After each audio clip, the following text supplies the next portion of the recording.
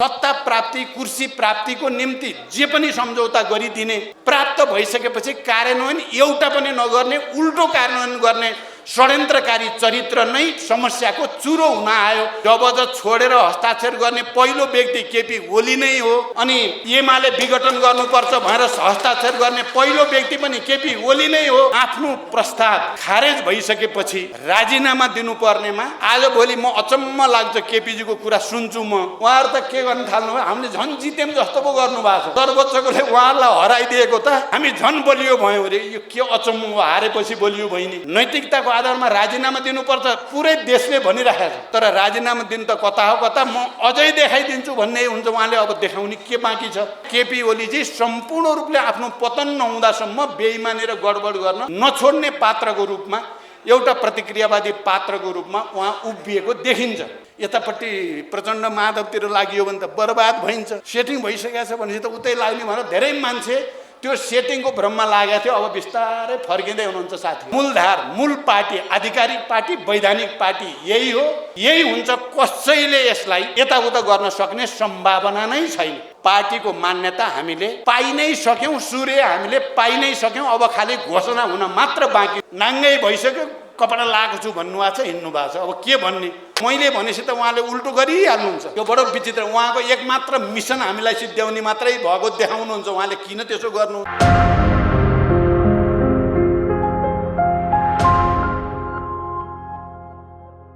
Comrade Madhav Kumar नेपालको जरुरी कामले गर्दा उहाँ छिटो जानुपर्ने भयो। मैले अन्तसम्म बस्न बाध्य छु भनेर मैले पठाइराखेको थिएँ।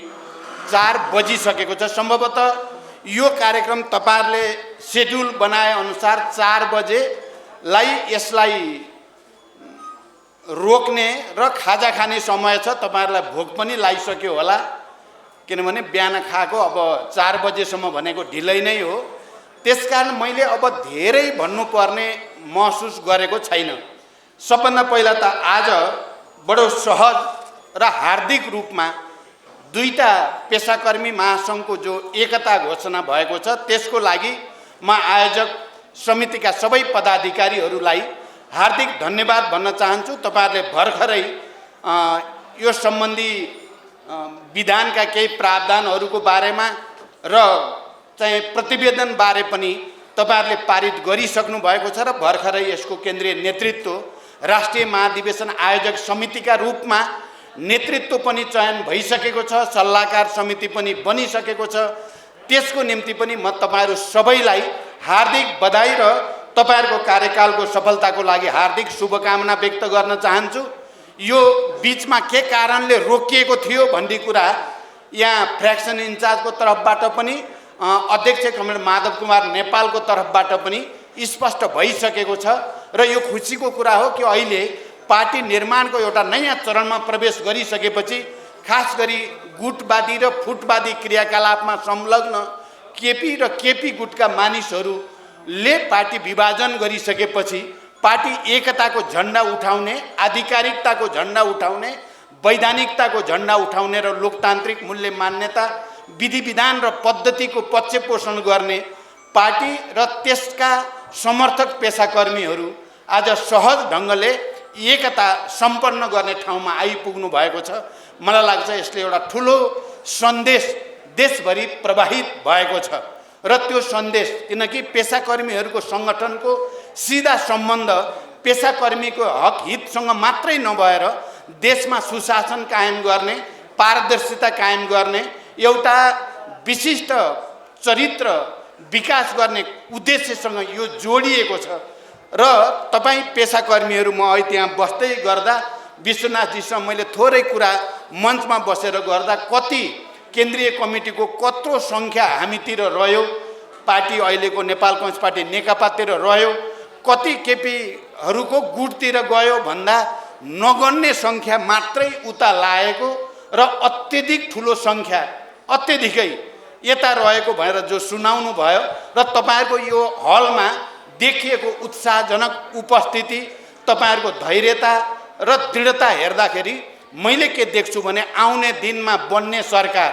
किनकि छिटै एउटा नयाँ सरकार बन्दैछ, त्यो सरकारको प्रभावकारिताको निम्ति तपाई पेशाकर्मीहरूबाट ठुलो योगदान पुग्ने विश्वास मैले लिएको छु र त्यस अर्थमा पनि म तपाईहरुलाई बधाई भन्न चाहन्छु। किनकि यसले निकै राम्रो संकेत, शुभ संकेत गरेको छ।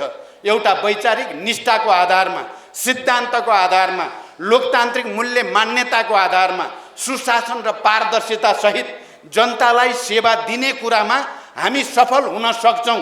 हामीसँग जो जनशक्ति अहिले प्राप्त छ त्यो जनशक्ति निकै उत्साहवर्धक रूपमा संगठित छ। संगठित मात्रै होइन, त्यो आन्दोलित पनि छ भनेर देख्न पाउँदा मलाई गर्वको महसुस भएको छ। यस अर्थमा पनि म तपाईहरुलाई बधाई भन्न चाहन्छु र नयाँ नेतृत्वले समयमै राष्ट्रिय महाधिवेशन गरेर एउटा नयाँ नीति, सिद्धान्त र प्रतिबद्धता सहित, नयाँ संरचना सहित हामीले जे भनेका छौं समाजवाद उन्मुख जनताको जनवाद हुँदै समाजवादको रणनीतिक लक्ष्य हासिल गर्ने, हामीले निजी, सार्वजनिक र सहकारी क्षेत्रको समन्वयको माध्यमबाट नेपाल राष्ट्रलाई र नेपाली जनतालाई समृद्धिको दिशातिर लैजाने जे परिकल्पना हामीले गरेका हौं, त्यो परिकल्पना साकार पार्नको निम्ति तपाईहरुको योगदान, तपाईहरुको क्षमता, तपाईहरुको अनुभव धेरै ठूलो योगदानको आधार बन्छ भन्ने मैले विश्वास लिएको छु। म अहिले धेरै लामो भन्न पर्ने र भन्न सक्ने स्थितिमा रहिन। कमरेडले यो बुझिसक्नु भएको छ। हामीले निकै ठूलो लक्ष्य लिएर, निकै धेरै सपना बोकेर यो देशमा अब राजनीतिक स्थायित्व चाहिन्छ। यो देशमा अब आर्थिक विकास र समृद्धिको यात्रा चाहिन्छ। यो देशमा सामाजिक न्याय सहित समाजवादको आधार निर्माणको एउटा महान ऐतिहासिक प्रक्रिया आवश्यक छ भन्ने महसुस गरेर नै हामीले त्यसका निम्ति दुईटा फरक फरक धारको पृष्ठभूमिबाट आएका ठूला कम्युनिस्ट धारहरूलाई एकताबद्ध गरेर मात्रै राजनीतिक स्थायित्वको सुनिश्चितता गर्न सकिन्छ। आर्थिक विकास, सामाजिक न्याय, नेपालका मजदुर किसानदेखि सबै उत्पीडित वर्ग, जाति, क्षेत्र, लिङ्ग, समुदाय सबैको निम्ति आर्थिक समृद्धिको एउटा नयाँ युगतिर, सबैलाई समानता र आत्मसम्मानको एउटा नयाँ युगतिर डोर्याउन सकिन्छ, डोर्याउन पर्छ भन्ने मान्यता अनुसार नै हामीले पार्टी एकता र वाम गठबन्धन र पार्टी एकताको प्रस्ताव राखेका थियौं। कमरेडहरू र मित्रहरू, तपाईहरुलाई सम्झना छ, तपाईहरु यसमा प्रष्टै हुनुहुन्छ भन्ने मैले विश्वास गर्दछु। त्यो सपना देखेर मैले तत्कालीन एउटा पार्टीको एउटा धाराको नेताको हैसियतले, एउटा धाराको अध्यक्षको हैसियतले मैले अर्को पार्टीको अध्यक्षसँग वाम गठबन्धनको प्रस्ताव लिएर गएँ। पार्टी एकताको संकल्प गरौँ, निर्वाचनको लगत्तै पछि पार्टी एकता गरौँ। त्यसो भयो भने नेपालका श्रमजीवी र उत्पीडित जनसमुदायहरू, सबै वर्ग, तह तबकाका नेपाली जनताहरू नेपाल राष्ट्रको स्वाधीनता र नेपालको भौगोलिक अखण्डतालाई माया गर्ने सम्पूर्ण देशभक्त नेपालीहरूमा एउटा खुसीको सञ्चार हुनेछ, एउटा नयाँ आत्मविश्वास पैदा हुनेछ भनेर प्रस्ताव राखेको थिएँ। र साँच्चै नै जे सपना देखिएको थियो, नेपाली जनताले, नेपालको कम्युनिस्ट आन्दोलनमा सक्रिय हजारौं र लाखौं नेता कार्यकर्ताहरूले यसलाई अनुमोदन गर्यो, समर्थन गर्यो ऊर्जाको साथ। यो सपना ठीक छ, यो नेपाल राष्ट्रको हितमा छ, नेपाली श्रमजीवी जनताको हितमा छ भनेर निर्वाचनमा अत्यधिक बहुमतले हाम्रो प्रस्तावलाई अनुमोदन गर्यो। हामी सबैलाई थाहा भएकै कुरा हो। यो कुरा कतिपयले उठाउँछन् कि कहीं हामीले विचारमा या राजनीतिमा या हामीले संगठन र विधि विधानमा अलि हतारोमा गर्यौं कि त्यसो भएर पो अहिले समस्या परेको हो कि भनेर पनि कतिपयले भन्ने गर्दछन्। कमरेडहरू र मित्रहरू, म बडो गम्भीरताको साथ र जिम्मेवारीको साथ तपाईहरुको यो ऐतिहासिक एकता भेला या एकता घोषणा कार्यक्रमका म उपस्थित साथीहरूलाई भन्न चाहन्छु, कुरा त्यस्तो होइन। हामीले सोचे सम्झेर, किनकि हामी अब शान्तिपूर्ण र प्रतिस्पर्धाको राजनीति मार्फत, बहुदलीय प्रतिस्पर्धाको राजनीति मार्फत समाजवादको उद्देश्यतिर अगाडि बढ्ने भन्नेमा हाम्रो समान सोचाइ भयो। त्यो पार्टी एकताको प्रस्ताव राख्दाको दिन भएको मात्रै होइन, तत्कालीन नेकपा एमालेको 9औं महाधिवेशनको प्रतिवेदनले र तत्कालीन माओवादी केन्द्रको एकता अधिवेशनको प्रतिवेदनले अब हामी जाने बाटो भनेको शान्तिपूर्ण र प्रतिस्पर्धा मार्फत, स्वतन्त्र न्यायपालिकालाई सम्मान गर्दै अनि लोकप्रिय मत हासिल गर्दै सत्ताको नेतृत्व ग्रहण गर्ने र जनताको सेवा गर्दै अगाडि जाने हो भन्ने कुरामा दुईटै पार्टीका पछिल्ला अधिवेशनहरू महाधिवेशनहरूले एउटै लाइन पारित गरेको ऐतिहासिक तथ्यप्रति म सबै कमरेडरको ध्यानाकर्षण मात्रै गराउन चाहन्छु अहिले। र अनि हामीले त्यसो गर्दै गर्दा जति बेला नेपालमा 12 बुँदे समझदारी, विस्तृत शान्ति सम्झौता, अनि संविधान सभाको निर्वाचन, संविधान सभाका दुईवटा निर्वाचन मार्फत भएका लामा लामा छलफल बहसहरू, ती वैचारिक प्रकृतिका, सैद्धान्तिक प्रकृतिका, राजनैतिक प्रकृतिका, सांगठनिक र विधि विधानसँग सम्बन्धित बहसका पृष्ठभूमिमा नै वाम गठबन्धन र पार्टी एकताको आधार तयार भएको हो। यो रातारात भएको हो कि 2-4 दिनमै हतारमा भएको हो कि भनेर बुझियो भने त्यो ऐतिहासिक तथ्यसँग मेल खाँदैन, त्यो ऐतिहासिक सच्चाइसँग मेल खाँदैन। म कमरेडलाई यो कुरा भन्न चाहन्छु। त्यसकारण हामीले पार्टी एकता गर्दा जो राजनीतिक प्रतिवेदन पारित गरेका छौँ, हामीले बडो प्रष्टसँग दार्शनिक मान्यताको रूपमा मार्क्सवाद लेनिनवादलाई हाम्रो चाहिँ सैद्धान्तिक पथप्रदर्शकको रूपमा सर्वसम्मतले स्वीकार गरिएको छ। अघि नै यहाँ माधवजीले भन्नुभयो तत्कालीन एमालेको जनताको बहुदलीय जनवाद र मदन भण्डारीको योगदानबारे, तत्कालीन माओवादी आन्दोलनको 21औं शताब्दीमा जनवाद र त्यसमा प्रचण्डको नेतृत्वको भूमिकाबारे राजनीतिक प्रतिवेदनमा प्रष्टसँग भनिएको छ। र ती दुवैलाई समायोजित गरेर र विकसित गरेर समाजवाद उन्मुख जनताको जनवाद भन्नेमा सर्वसम्मत रूपले निर्णय गरिएको छ। त्यो सुविचारित छ र त्यसमा भनिएको छ यसलाई एकता अधिवेशनसम्म, एकता महाधिवेशनसम्म गएर थप विकसित र परिमार्जन गरिनेछ र समाजवादतिर अगाडि बढ्ने बाटोलाई अझ प्रष्ट गरिनेछ भनेर त्यहाँ भनिएको छ। त्यसकारण विचार र राजनीतिमा कन्फ्युजन हुँदाहुँदै भएको यो एकता होइन। र त्यति बेला अध्यक्षको हैसियतले केपी ओलीले र अर्को अध्यक्षको हैसियतले मैले सबभन्दा पहिला हस्ताक्षर गरेकोमा हामीले अब पुरानो एमालेको जे जनताको बहुदलीय जनवाद र 21औं शताब्दीमा जनवाद माओवादीको यो दुवैलाई परिमार्जन गरिएको र अब चाहिँ समाजवाद उन्मुख जनताको जनवाद भन्ने कुरामा हस्ताक्षर गरिसकेपछि जब जरा 21औं शताब्दीको जनवाद या माओवाद त्यहीँनिर त्यसलाई हामीले नयाँ ठाउँमा विकसित गऱ्यौँ, परिमार्जित गऱ्यौँ। आज यदि कसैले फेरि फर्केर त्यहीँ जान्छ भने त्यही नै प्रतिगमन हो, त्यही नै विचारको हिसाबले प्रतिगमन हो। र हामी जहाँ उभिएर एकता गरेको हौँ त्यसैमा दृढतापूर्वक उभिनु भनेको अग्रगमन हो, त्यहाँबाट महाधिवेशनतिर जानु भनेको अग्रगमन हो। त्यसकारण कमरेडहरू र मित्रहरू सुविचारित ढङ्गले नै विचारमा र राजनीतिमा स्पष्ट दिशा बनाएर नै हामीले पार्टी एकता गरेको हो।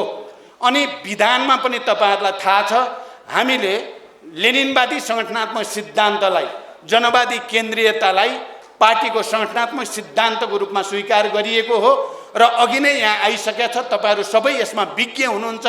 संगठन व्यक्ति संगठनको मातहत हुन्छ, संगठनमा बहुमतको मातहतमा अल्पमत हुन्छ, सम्पूर्ण कमिटी केन्द्रीय कमिटीको मातहतमा हुन्छ, बहुमतको निर्णय नै पार्टीको निर्णय हुन्छ भन्ने विधान पनि हामी सबैले सर्वसम्मत रूपले पारित गरिएको हो।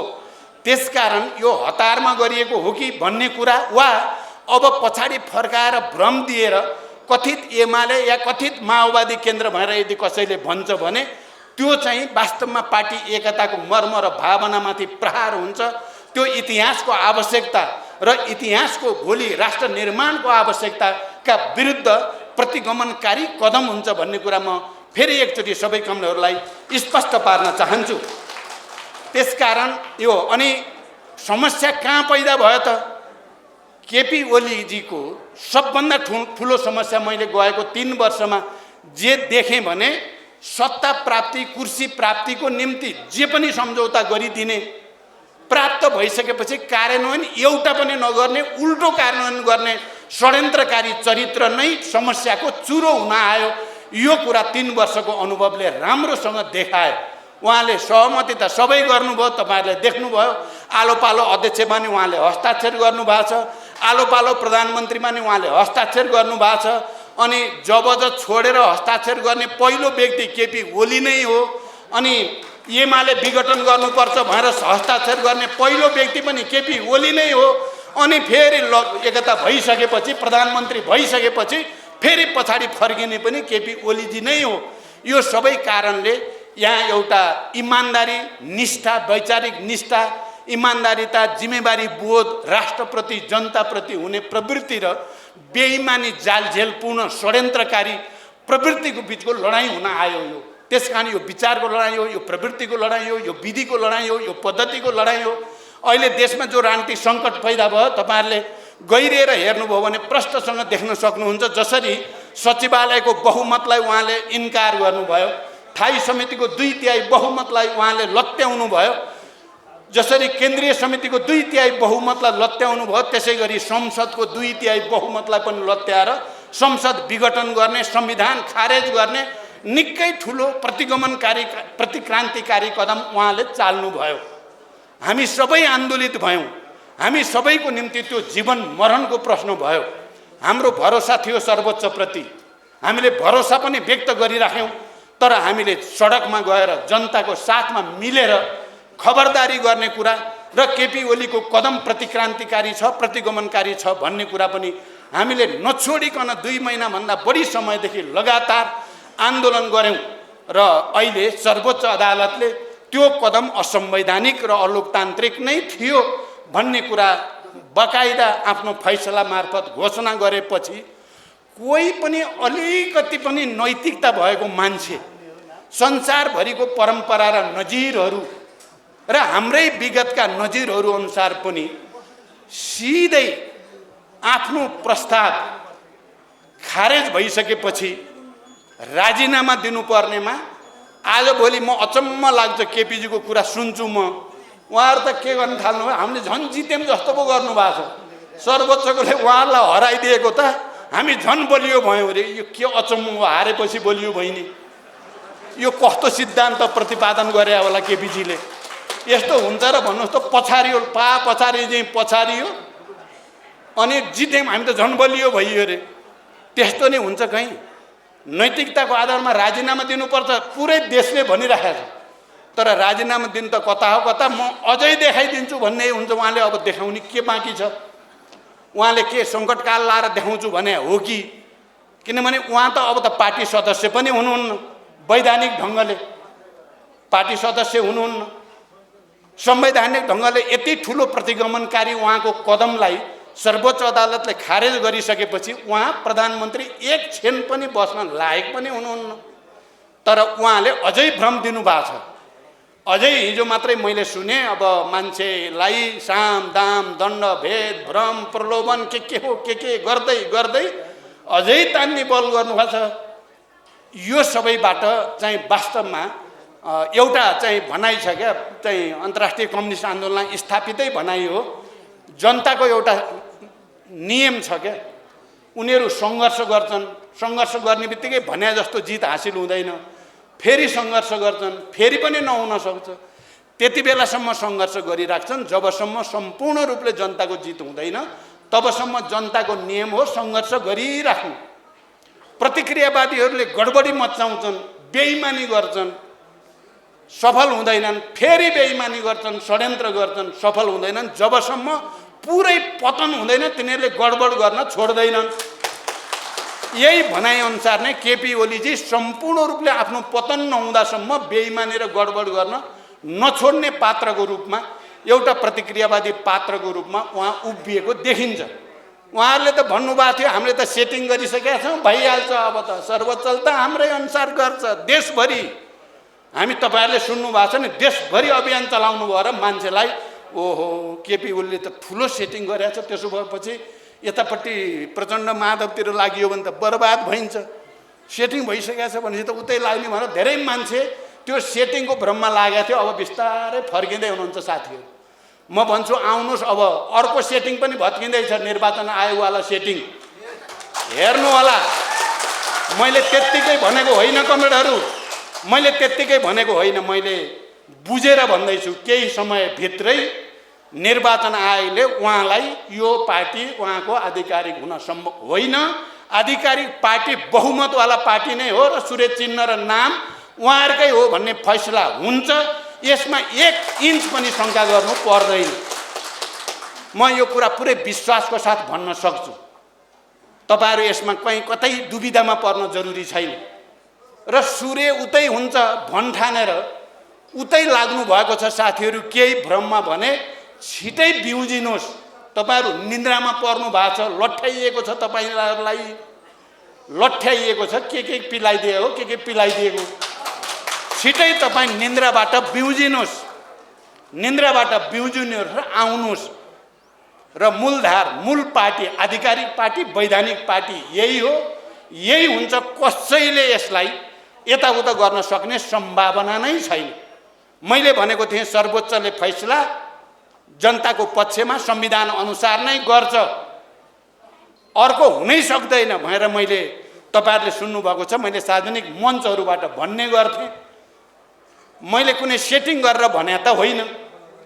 मैले संविधान, लोकतान्त्रिक मूल्य, मान्यता तर जनभावनालाई बुझेर भनेको कुरा थियो र त्यही भयो। अहिले पनि संविधान आयोगसँगका पटक पटकका हाम्रा छलफलहरू, जनभावना र दल सम्बन्धी ऐनको व्यवस्था अनुसार म भन्छु पार्टीको मान्यता हामीले पाइ नै सक्यौं, सूर्य हामीले पाइ नै सक्यौं। अब खाली घोषणा हुन मात्र बाँकी हो भन्ने मलाई लाग्छ। त्यसकारण कोही दुविधामा पर्न जरुरी छैन। उहाँले अब तल परे पनि कहीँ माथि परे पनि कहीँ भन्ने छ नि हाम्रो नेपाली उखान। केपीजी त्यस्तो रहेछ क्या, तल परे पनि मै माथि छु जस्तो। नाङ्गै भइसक्यो, कपडा लगाएको छु भन्नुभएको छ, हिँड्नु भएको छ। अब के भन्ने? मैले त त्यही दिन उहाँलाई, मैले त्यो सर्वोच्चको फैसला हुने दिन नै भनेको थिएँ, तपाईँ अझै पनि तपाईँ तुरुन्तै आज रातभरिमा राजीनामा दिनुभयो भने तपाईँलाई नेपाली जनताले फेरि ठिकै जे भए पनि दिनभरि जे गरे भने बेलुका त ठिकै आयो भन्ठान्छन्, नेपाली जनताले फेरि छुट दिन्छन् भनेको थिएँ मैले। तर मैले भनेपछि त उहाँले उल्टो गरिहाल्नुहुन्छ। यो बडो विचित्र। उहाँको एकमात्र मिसन हामीलाई सिद्ध्याउने मात्रै भएको देखाउनुहुन्छ। उहाँले किन त्यसो गर्नुहुन्छ? त्यसकारण कमरेडहरू, यसमा हामी दुविधामा पर्न जरुरी छैन। अब हाम्रो देशमा अहिले नैतिकताको खडेरी परेको देखियो। यत्रो संविधानमाथि घात भयो, संसद विघटन भयो, असंवैधानिक भनेर देशव्यापी आन्दोलन भयो, सर्वोच्चले फैसला गर्यो। नैतिकताको आधारमा एक रौँ पनि आफ्नो तर्फबाट केही पनि प्रदर्शन गर्नु नपर्ने, अझ उल्टै चाहिँ धम्की, अझ उल्टै अहङ्कार प्रदर्शन गर्नुले पुरै ध्वस्त नभएसम्म केपीजी को बुद्धि पलाउने देखिएन।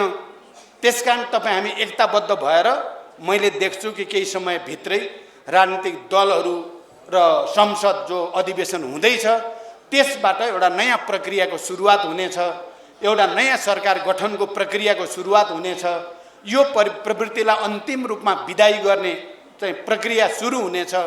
यस्तो बेलामा तपाईहरुको यो एकता घोषणा कार्यक्रम भएको छ, निकै भव्यताको साथ, निकै ठुलो उत्साहको साथ, निकै ठुलो धैर्यता र अनुशासनको साथ राष्ट्रप्रति, विचारप्रति, सिद्धान्तप्रति र जनताप्रति एउटा गहिरो निष्ठा र जिम्मेवारी बोधको साथ यो एकता भएको मैले महसुस गरेको छु।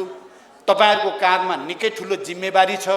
साँच्चै नेपाली जनतामा अलिकति फ्रस्ट्रेसन जस्तो पनि देखा पर्छ। अब के हो अब कम्युनिस्टको एकता भएपछि त धेरै राम्रा दिन आउलान्, धेरै विकास समृद्धि होला, धेरै न्याय पाइएला, आत्मसम्मान होला भन्ने ठानेका जनताहरूमा के हो अब यो पनि भएन भने जस्तो परेको छ। हामीले आफ्नो आत्मसमीक्षा गर्दै जनताको त्यो भावनालाई सम्मान गर्दै छोटै समयमा जनतालाई होइन कम्युनिस्टहरूको नेतृत्वमा साँच्चै हामीले देखेको सपना पूरा हुँदैछन् भनेर साबित गर्नु छ। छोटै अवधिमा हामीले त्यो प्रमाणित गर्नु छ। मलाई विश्वास छ तपाईँ हामी एकताबद्ध भएर दृढताको साथ अगाडि बढ्दा जनताको त्यो भावनालाई, जनताको त्यो आस्थालाई अझ माथि उठाउन र एउटा नयाँ विश्वासमा परिणत गर्न, नयाँ ऊर्जा र शक्तिमा परिणत गर्न सम्भव छ भन्ने विश्वास व्यक्त गर्दै र तपाईहरुको यो एकता घोषणा कार्यक्रमलाई फेरि एकचोटि भव्य सफलता